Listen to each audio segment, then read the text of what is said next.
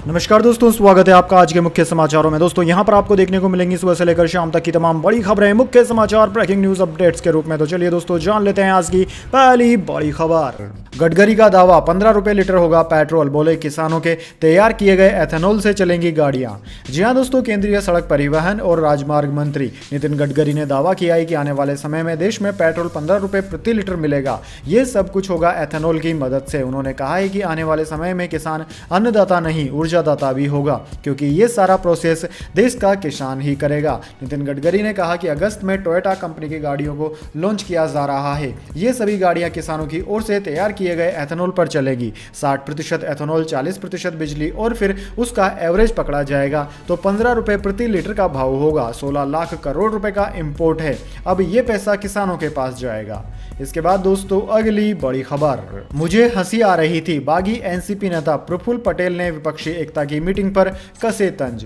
जी हां दोस्तों, महाराष्ट्र में सियासी ड्रामे के बीच एनसीपी के बागी नेता प्रफुल्ल पटेल ने पीएम नरेंद्र मोदी और बीजेपी के खिलाफ विपक्षी एकता पर तंज कसा। प्रफुल्ल पटेल ने मुंबई के एमईटी सेंटर में अजित पवार की बैठक को संबोधित करते हुए विपक्षी एकता पर तंज कसे। उन्होंने कहा कि मैं शरद पवार के साथ पटना में संयुक्त विपक्ष की बैठक में गया था। वहां का नजारा देखकर मुझे हंसने का मन हुआ। बैठक में 17 विपक्षी दल थे, उनमें से 7 के पास लोकसभा में केवल एक सांसद है। एक और पार्टी थी जिसके कोई सांसद ही नहीं है। ये पार्टियां दावा करती है कि वे देश में बदलाव लाएंगी। एनडीटीवी के साथ इंटरव्यू में प्रफुल्ल पटेल ने विपक्षी एकता पर सवाल भी खड़े किए। उन्होंने कहा कि उनके पास 150 सीटें हासिल करने में सक्षम केंद्रीय पार्टी का अभाव है। पटेल ने कहा कि विपक्षी एकता की मीटिंग में मुझे समझ आया कि ये पार्टियां भविष्य में ठीक से साथ काम नहीं कर पाएंगी। 20 आंकड़े वाली पार्टियां मिलकर सरकार बनाएंगी तो कभी संभव नहीं होगा। कांग्रेस का नेतृत्व आज भी कई लोगों को स्वीकार नहीं है।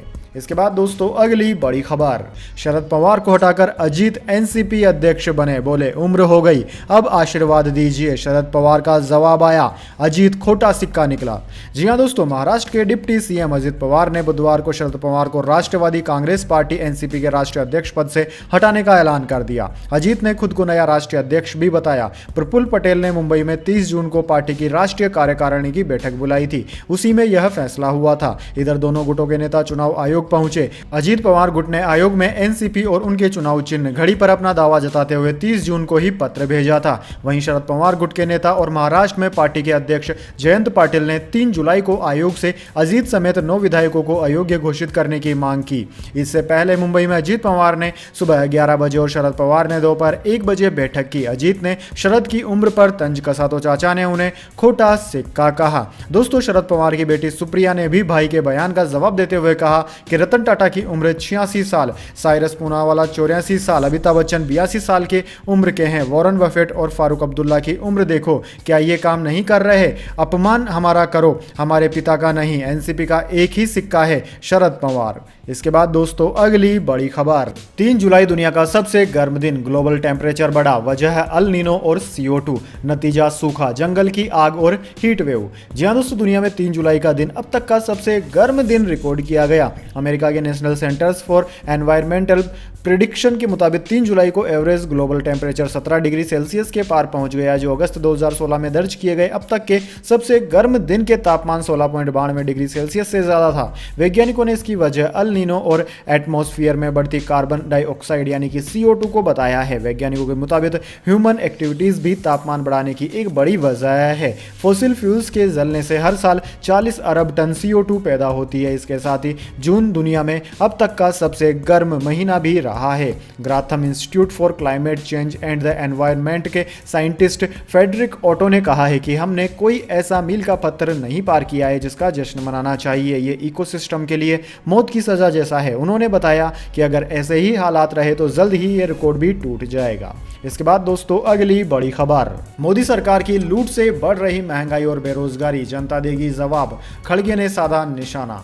जी हां दोस्तों, टमाटर से लेकर तमाम सब्जियों के दाम आसमान छू रहे हैं। इससे आम आदमी की रसोई का पूरा बजट गड़बड़ाता हुआ दिख रहा है। इसे लेकर अब विपक्ष भी सरकार को घेर रही है। कांग्रेस अध्यक्ष मल्लिकार्जुन खड़गे ने मोदी सरकार को महंगाई के मुद्दे पर एक बार फिर घेरा। खड़गे ने कहा कि महंगाई और बेरोजगारी लगातार बढ़ रही है और बीजेपी सत्ता के लालच में पड़ी हुई है। जनता बीजेपी के खोखले नारों का जवाब उनके खिलाफ वोट करके देगी। खड़गे ने महंगाई पर और मनरेगा का भी ट्विटर पर जिक्र किया। कांग्रेस अध्यक्ष खड़गे ने ट्वीट पर लिखा कि मोदी सरकार की लूट से महंगाई और बेरोजगारी दोनों लगातार बढ़ रही है, पर भाजपा सत्ता के लालच में लीन है। सब्जियों के दाम आसमान छू रहे हैं। देश में बेरोजगारी दर 8.45% हो गई है। गाँव में बेरोजगारी दर 8.73% है। गाँव में मनरेगा डिमांड चरम पर है, पर काम नहीं। ग्रामीण वेतन दर घटा है।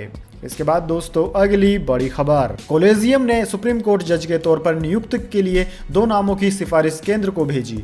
जी हां दोस्तों, कॉलेजियम ने सुप्रीम कोर्ट जज के तौर पर नियुक्ति के लिए 2 नामों की सिफारिश बुधवार को केंद्र सरकार को भेजी है। यह जज तेलंगाना हाई कोर्ट के चीफ जस्टिस उज्ज्वल भुइया और केरल हाई कोर्ट के चीफ जस्टिस SV भाटी हैं। इस समय सुप्रीम कोर्ट में कुल 31 जज हैं। फिलहाल 3 जजों के पद खाली हैं। केंद्र से उज्ज्वल भुइया और SV भाटी के नाम की सिफारिश करने वाले कॉलेजियम में chief justice DY Chandrachud, justice Sanjay Kishan Kaul, justice Sanjiv Khanna, justice BR Gavai और जस्टिस सूर्यकांत हैं। दरअसल दोस्तों, सुप्रीम कोर्ट में पिछले महीने 3 जज सेवानिवृत्त हुए थे। उनकी जगह पर 2 नए नामों की सिफारिश हुई है। इसके बाद दोस्तों अगली बड़ी खबर, लॉरेंस बिश्नोई को लेकर पंजाब पुलिस और स्पेशल सेल के बीच अनबन, दिल्ली लाने पर फंसा फेस। जी हां दोस्तों, कुख्यात गैंगस्टर लॉरेंस बिश्नोई को लेकर पंजाब पुलिस और स्पेशल सेल के बीच अनबन सामने आई है। सूत्रों ने बताया कि लॉरेंस बिश्नोई को एक्सटॉर्शन के मामले में दिल्ली लाया जाना है, लेकिन पंजाब पुलिस ने फोर्स नहीं होने का हवाला देकर उसे दिल्ली लाने से मना कर दिया। सूत्रों के मुताबिक दिल्ली पुलिस की स्पेशल सेल पंजाब के भटिंडा में मौजूद थी और उसे दिल्ली लाने की फॉर्मेलिटी पूरी कर दिल्ली लाना था, लेकिन भटिंडा पुलिस ने फोर्स नहीं होने का हवाला दिया, जिसके चलते लॉरेंस को दिल्ली लाने का पेच फंस गया। अब दोस्तों, दिल्ली पुलिस की स्पेशल सेल ने लॉरेंस की कस्टडी के लिए पहले के बाद दूसरा प्रोटेक्शन वारंट लिया है, जिसकी मियाद खत्म होने वाली है। अब तीसरी बार फिर दिल्ली पुलिस लॉरेंस को कस्टडी में लेने के लिए कोर्ट से प्रोटेक्शन वारंट लेगी। सुरक्षा एजेंसियों को इनपुट्स मिले हैं कि लॉरेंस पर हाई थ्रेट है, इसलिए उसे पंजाब से दिल्ली लेकर आने में पंजाब पुलिस की भारी फोर्स की भी जरूरत होती है, लेकिन पंजाब पुलिस ने दूसरी बार फोर्स नहीं होने का हवाला दिया।